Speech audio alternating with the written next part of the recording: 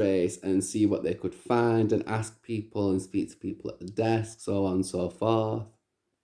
Also, with the cancellation of the card, before we move on, this made it hard to trace Alice's, aka uh, Bev, aka Elaine. It made it incredibly hard to trace her movements or develop an idea of where she could be. They knew that she was now somewhere within the London area, but with having the 2 day head start, she could be anywhere.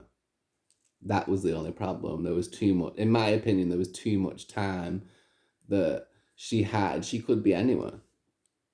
For all we know at this point in time, she could have got onto a flight to somewhere else. She could have moved out of the London area and gone somewhere else in the UK.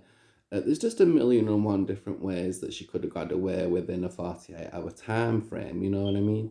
Especially if you're on that level of intelligence and that level of criminality. She's very, very, very high up. Typically for a female too, because with killers, murderers, people that commit these kinds of crimes, we are often seeing men.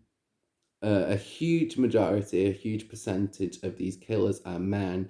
Very rarely are they women. And it's even rarer to find a woman that is a killer that does not kill outside the family.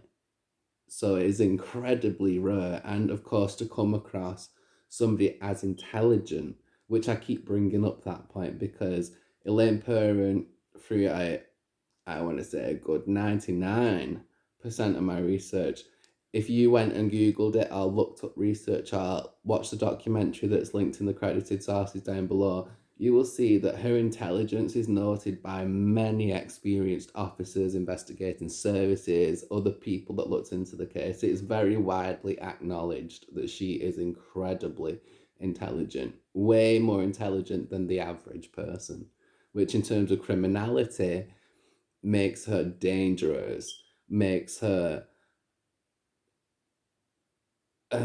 what's the word? Makes her incredibly scary to have out there in the public, and people going to bed at night and they've no fucking idea where she is, who she is, what she looks like, where she's going to. Nobody knows at this point. So it's kind of like a hunt for a needle in a haystack.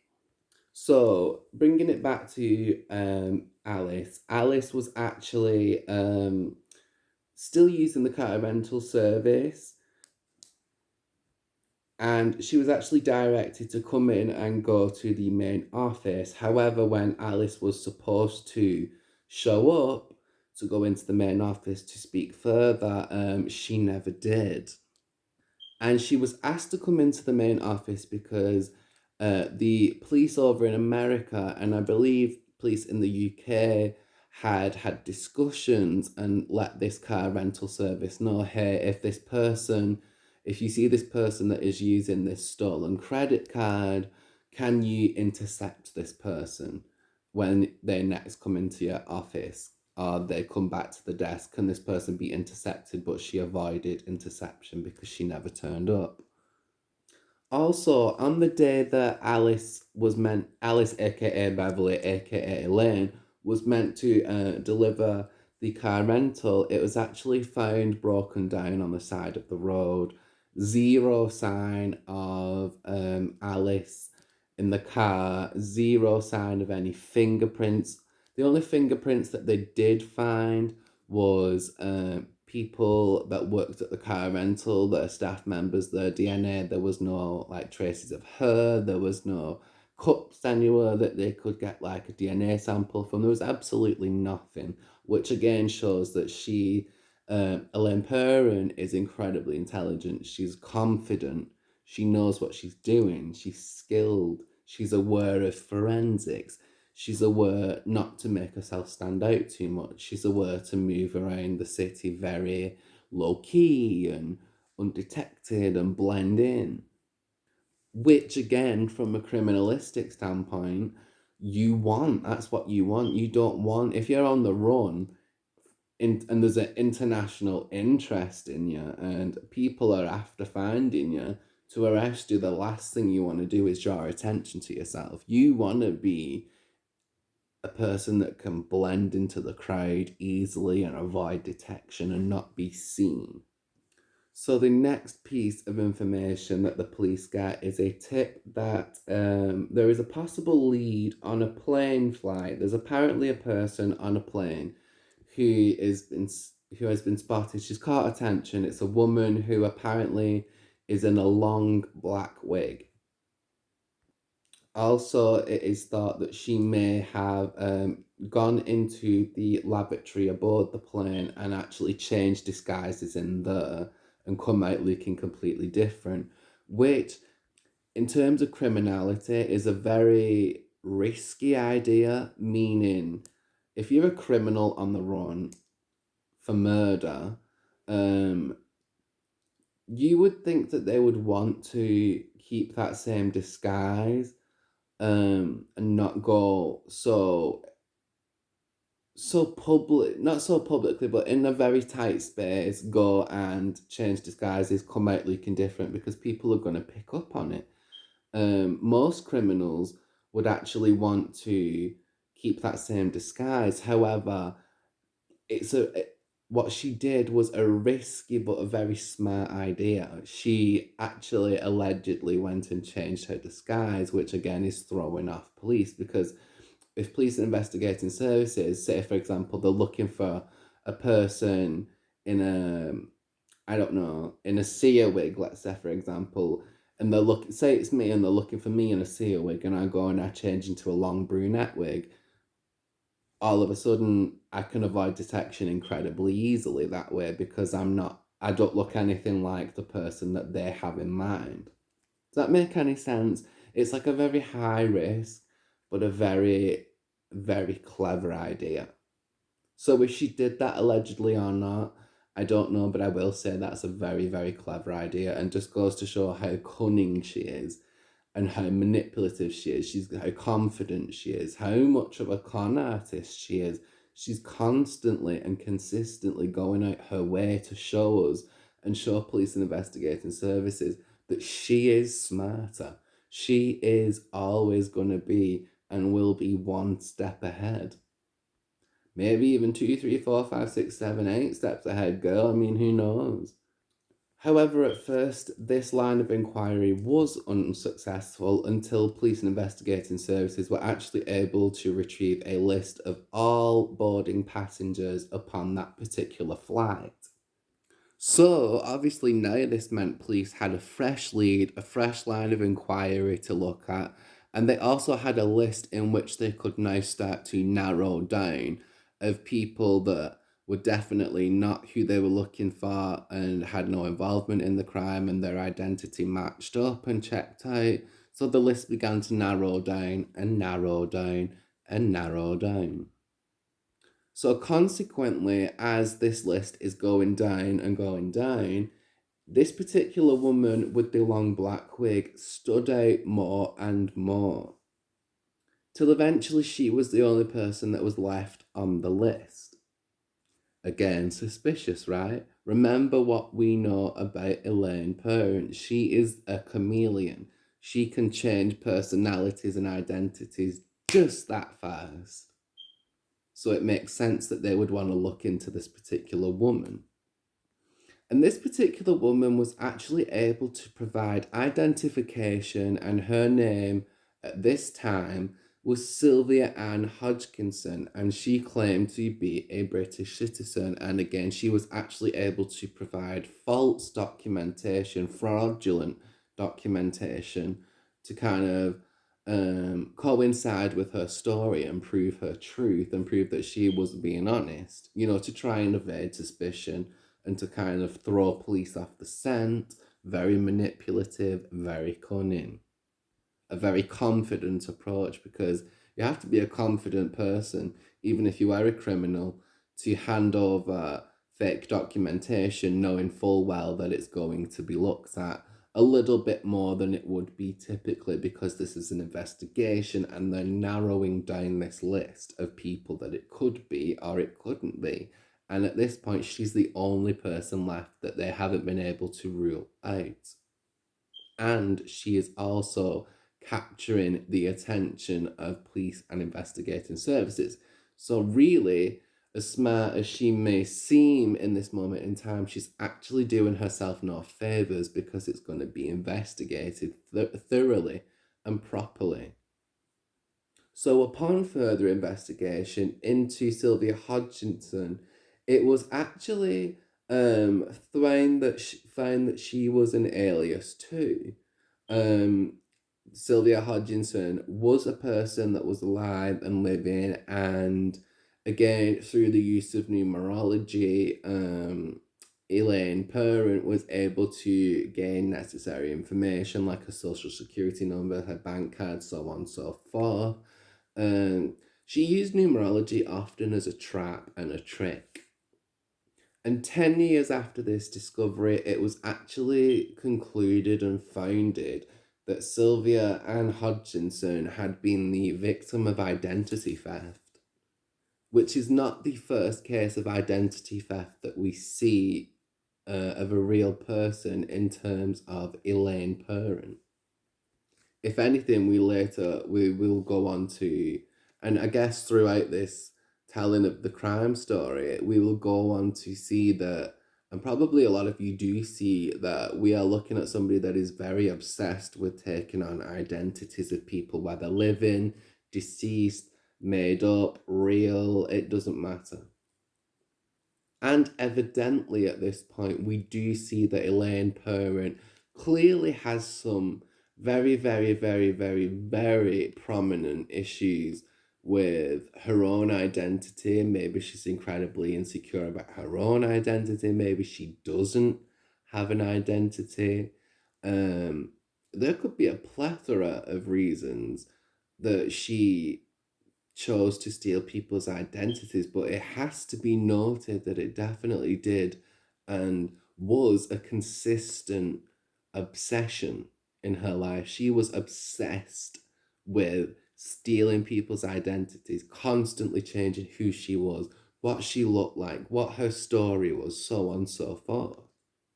So, a couple of days later, this woman that was actually going by the name of Sylvia Ann Hodgkinson was actually pulled over by the police and was found to be in possession of three different forms of identification that were fraudulent. There were three different people, and also she was found to be in the possession of two dogs and several wigs, and also a diary. So the woman who was calling herself Sylvia Ann was actually detained and held overnight by the police, and she was released on bail the very next day, where she again was able to vanish without a trace.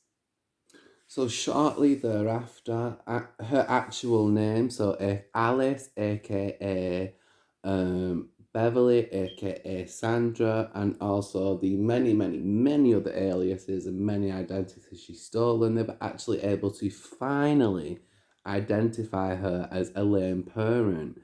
And whilst in police custody, Sylvia Ann was, her fingerprints were, because she was still going by that name in the police station, still trying to pass herself off as Sylvia Ann. They took her fingerprints, and when they compared her fingerprints to the fingerprints found at the scene of Beverly's discovery, it was a match, and they were able to establish a positive fingerprint match 6 years after the murder of Beverly McGowan.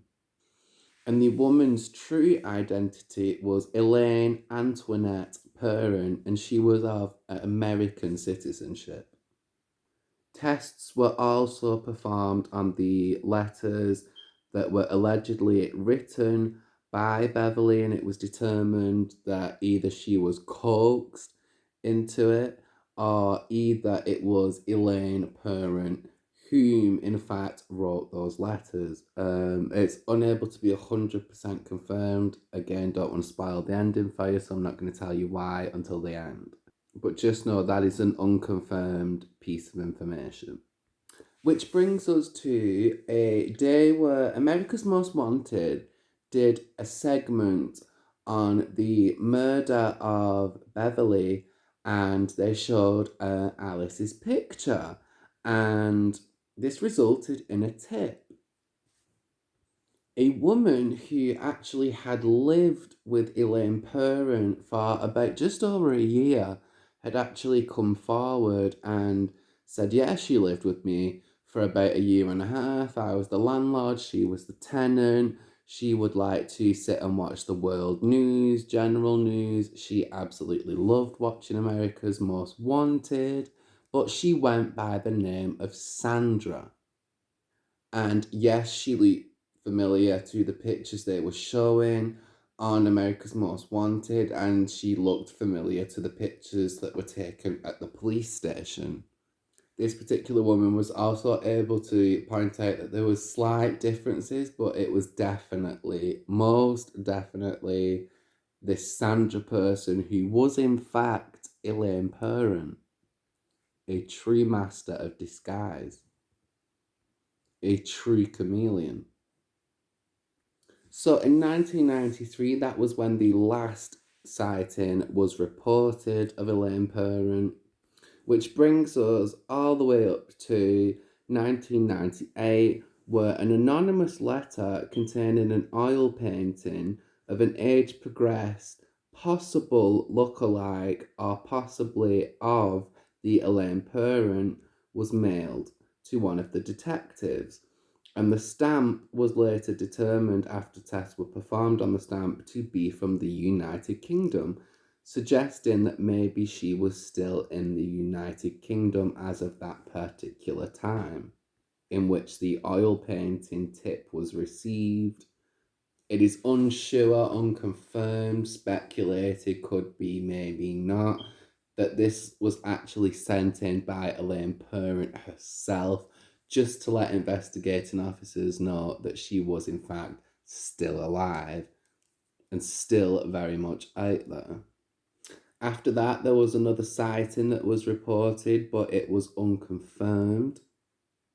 Which brings us to March 2002 in Panama City, Florida, where in fact Elaine Perrin is in fact successfully located at this time. She's living in a motel. She's keeping very low key. She's trying to be very discreet, but the game's up. She's been found. Officers decide that they're going to swarm her hotel room. They're going to knock on the door, and startlingly, they hear a gunshot.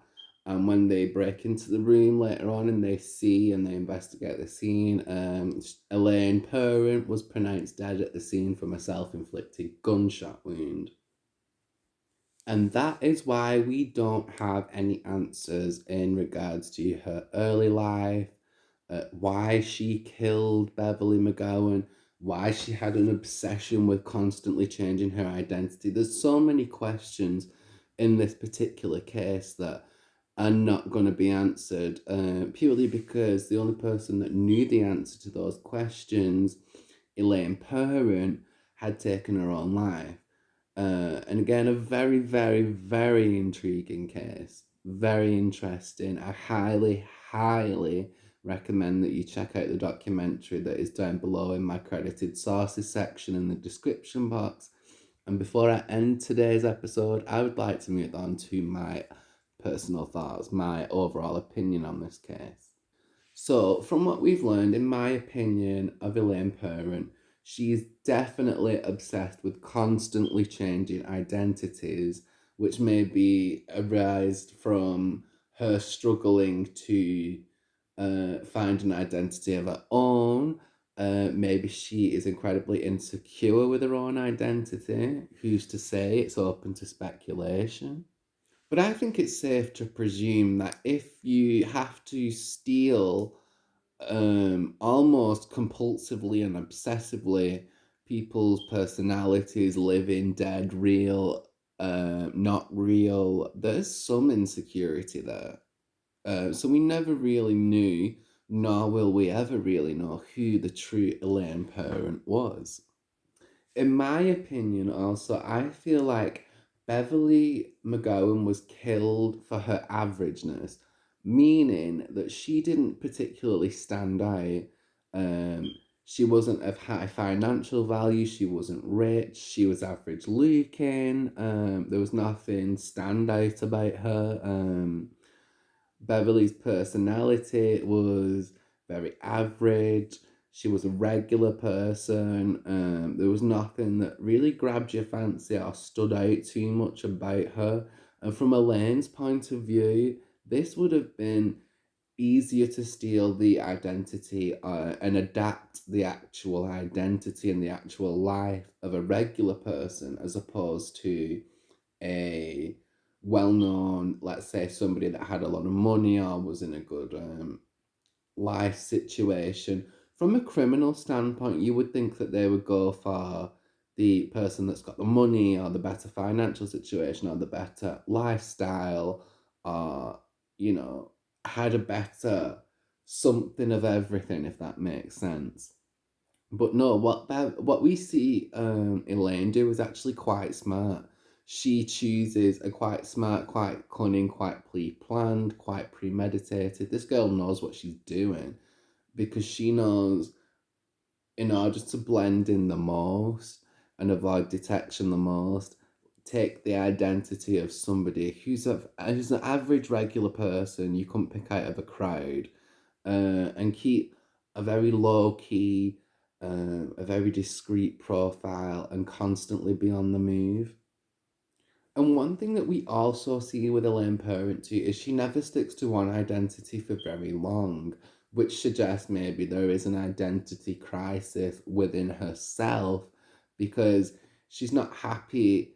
Elaine is not happy being Elaine, and from the looks of it, Elaine is not happy being somebody else. So no matter how many times she switches up her identity, she steals an identity, she changes her look, she never is able to fully long term or fully ever really grasp or adapt an actual personality or an identity. It's a facade, it's acting, it's con artistry at its best, it's manipulative behavior in its highest form, it's Academy Award winning actress, it's very, very dangerous, high level manipulation, a false sense of trust, tricking people with numerology so that she could gain their information, um, being overbearingly nice and friendly and approachable, and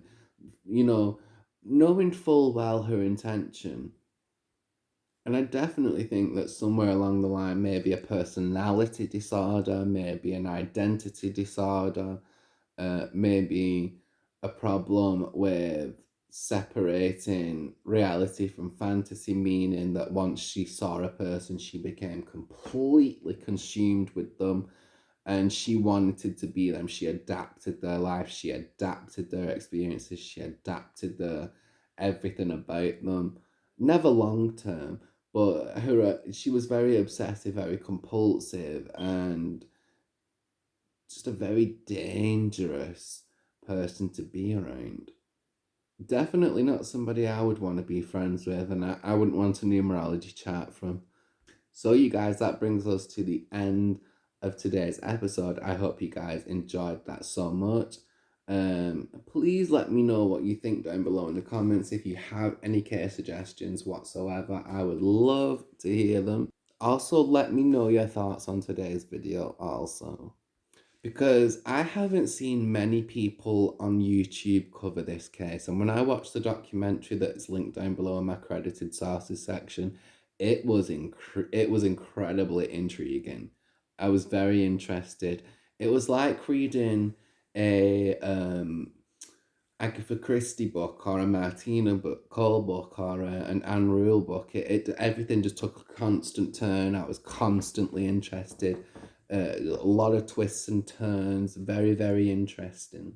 So I would go and check out this documentary, and I hope that my episode on the Chameleon, aka the world's most wanted woman, aka Elaine Perrin, has helped you guys understand that it is not only men out there. I know majority of men are killers, but women are right there too that kill. And this is just a classic example of women do it a whole lot better and discreetly than men do it.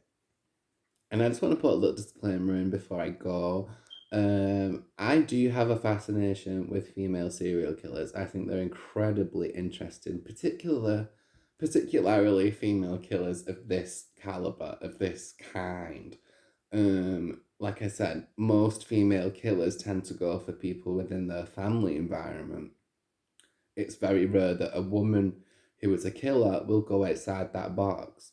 It's also rare that we would see such high intelligence from such an erratic or seemingly erratic person, because she was quite erratic as a person, very obsessive, um, 24-hour actress, very complicated person to work out, highly dangerous, highly active mind. So a lot of these episodes are going to be mainly focused, especially in the first couple of seasons, are going to be focused on particularly female killers. Not every episode, but I want to take some time to really take a delve and a deep dive into female serial killers, female killers, um, and just have a look at the females and see what we can learn from the females, because I feel like a lot of us look at the men and not many people really are interested in or interested by the females, where I feel like females are the most interesting. So thank you so much for watching, you guys, and until next time, stay educated, stay protected, and stay woke. I'll see you in the next one.